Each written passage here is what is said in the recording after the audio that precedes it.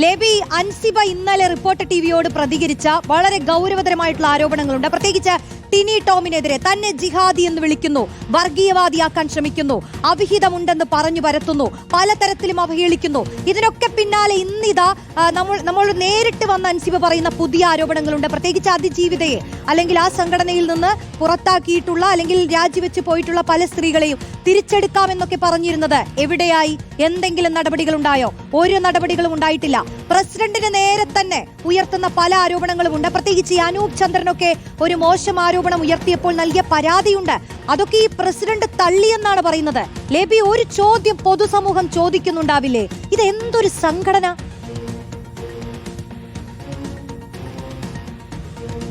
റോഷി, തീർച്ചയായും AMMയെ അമ്മ എന്ന് ഈ തെരഞ്ഞെടുപ്പ് കഴിഞ്ഞതിന് ശേഷം നമ്മളൊക്കെ വളരെ സന്തോഷത്തോടു കൂടി തന്നെയാണ് തിരിച്ച് വിളിച്ചു തുടങ്ങിയത്.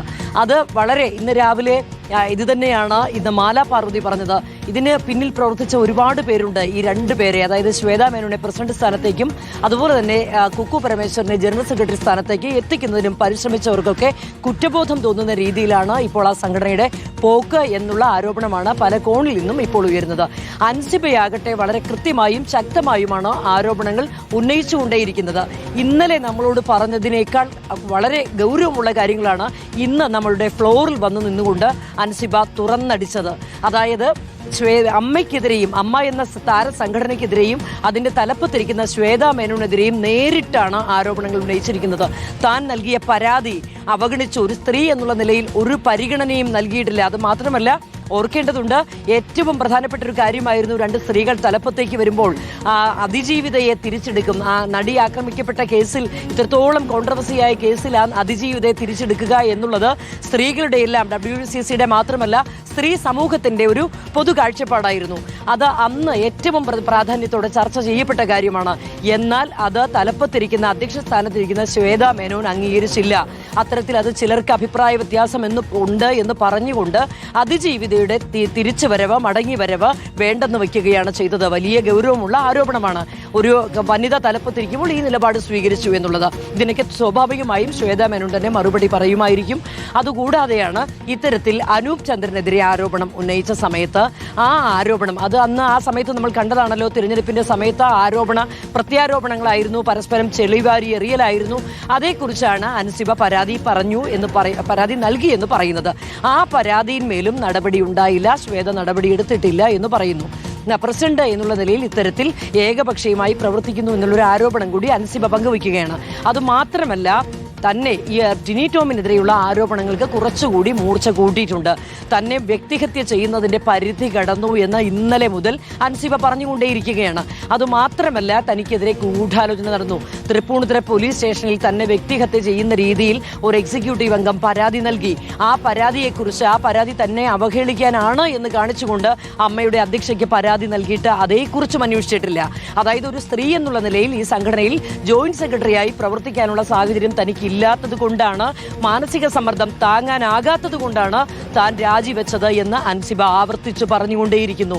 സ്വാഭാവികമായും അമ്മയുടെ തലപ്പത്തിരിക്കുന്ന അധ്യക്ഷ പദവി അലങ്കരിക്കുന്ന ശ്വേതാ മേനോൻ ഇതിന് സ്വാഭാവികമായും കൃത്യമായ മറുപടി പറയേണ്ടിയിരിക്കുന്നു. ഒപ്പം തന്നെയാണ് ജനറൽ സെക്രട്ടറി കുക്കു പരമേശ്വരനും. രണ്ടുപേരിലും ഒരുപാട് പ്രതീക്ഷയാണ് പൊതുസമൂഹം താരങ്ങൾ എന്ന് പറയുമ്പോൾ അത് ഒരു സ്വകാര്യ സംഘടന എന്ന് പറയാൻ സാധിക്കില്ല. മുഴുവൻ സിനിമാ പ്രേമികളും അല്ലെങ്കിൽ പൊതുസമൂഹവും ഒക്കെ വളരെ ആകാംക്ഷയോടുകൂടി തന്നെയാണ് അമ്മയുടെ പ്രവർത്തനങ്ങളെ നോക്കിക്കാണുന്നത്. സ്വാഭാവികമായും അതിൽ നടക്കുന്ന കാര്യങ്ങളും ചർച്ചാ വിഷയമാകും, വലിയ വിവാദമാകാറുമുണ്ട്. ഈ ഒരു വിഷയത്തിൽ അൻസിബ പറയുന്ന മറ്റൊരു പ്രധാനപ്പെട്ട കാര്യമുണ്ട്. താരസംഘടനയായ അമ്മയുടെ കുടുംബ സംഗമത്തിന് ഒരു ക്ഷേത്രത്തിന്റെ ഭാരവാഹിയിൽ നിന്ന് ഒരു സ്പോൺസർഷിപ്പ് വാങ്ങാൻ ശ്രമിച്ചപ്പോൾ അതാണ് താൻ തടഞ്ഞത്. ഒരു ക്ഷേത്രത്തിൽ നിന്ന് എങ്ങനെയാണ് താരസംഘടനയായ അമ്മയ്ക്ക് സ്പോൺസർഷിപ്പ് വാങ്ങാൻ കഴിയുക എന്നുള്ള ന്യായമായ ചോദ്യമാണ് താൻ ഉന്നയിച്ചത്. അവിടെ മുതൽ ഇങ്ങോട്ട് തന്നെ ജിഹാദിയാക്കാനുള്ള വളരെ ക്രൂരമായ ഒരു നടപടിയാണ് ഉണ്ടായത്. അതിന്റെ ഭാഗമായിട്ടാണ് തന്നെ വ്യക്തിഹത്യ ചെയ്യാൻ ശ്രമിച്ചത്. തനിക്ക് നേരെയുള്ള അപവാദ പ്രചരണങ്ങളുടെ തുടക്കം അവിടെ നിന്നായിരുന്നു എന്നൊക്കെ അൻസിബ പറയുകയാണ്. സ്വാഭാവികമായും ഇത്തരത്തിലുള്ള ആരോപണങ്ങളിൽ അൻസിബ ഉറച്ചു നിൽക്കുന്നു. അൻസിബ നേരത്തെ രാജി നൽകിയിരുന്നു. എങ്കിലും ഇത്രയും നാളുകൾക്ക് ശേഷം ഇപ്പോഴാണ് കൃത്യമായി ഇതിന്റെ കാരണങ്ങളൊക്കെ പറഞ്ഞുകൊണ്ട് അൻസിബ രംഗത്ത് വരുന്നത്. അതിനുള്ള ഒരു മറുഭാഗം ഉണ്ടെങ്കിൽ സ്വാഭാവികമായും അത് അമ്മയുടെ ഭാരവാഹികൾ ഔദ്യോഗികമായി തന്നെ പറയേണ്ടിയിരിക്കുന്നു. ഏതായാലും വളരെ മോശമായ ഒരു അവസ്ഥയിലേക്ക് പുതിയ ഭരണസമിതി പോകുന്നു. കഴിഞ്ഞ ഭരണസമിതിയുടെ കാര്യങ്ങളൊക്കെ നമ്മൾക്കറിയാമല്ലോ റോഷ്നി, എത്രത്തോളം മോശമായ സാഹചര്യത്തിലാണ് അന്ന് ഭരണസമിതി പിരിച്ചുവിടേണ്ടി വന്നത്. അതിനുശേഷം ഏറെ പ്രതീക്ഷയോടുകൂടി 2 സ്ത്രീകൾ നയിക്കുന്ന ഒരു ഭരണസമിതി നിലവിൽ വരുന്നു. വളരെ ഈ ഒരു പ്രതിജ്ഞാബദ്ധരായി മുന്നോട്ട് പോകേണ്ടതാണ്. പ്രത്യേകിച്ച് സ്ത്രീകളുടെ സുരക്ഷ, സ്ത്രീകളുടെ അഭിമാനബോധമൊക്കെ സംരക്ഷിക്കാൻ. എന്തുകൊണ്ട് ഇങ്ങനെ സംഭവിക്കുന്നു എന്നുള്ളൊരു വലിയ ചോദ്യമാണ് അൻസിബ ഇപ്പോൾ പൊതുസമൂഹത്തിന് മുന്നിലേക്ക് വച്ചിരിക്കുന്നത്. റോഷ്നി, യെസ്, അതാണ് ലേബി. ഈ പുതിയ ഭരണസമിതി വന്നിട്ട് 1 വർഷം പോലും തികഞ്ഞിട്ടില്ല. തീരാത്ത തർക്കങ്ങളാണ്, ചീഞ്ഞു നാറുന്ന കഥകളാണ് ഓരോ സമയത്തും ഇങ്ങനെ പുറത്തു വന്നുകൊണ്ടിരിക്കുന്നത്.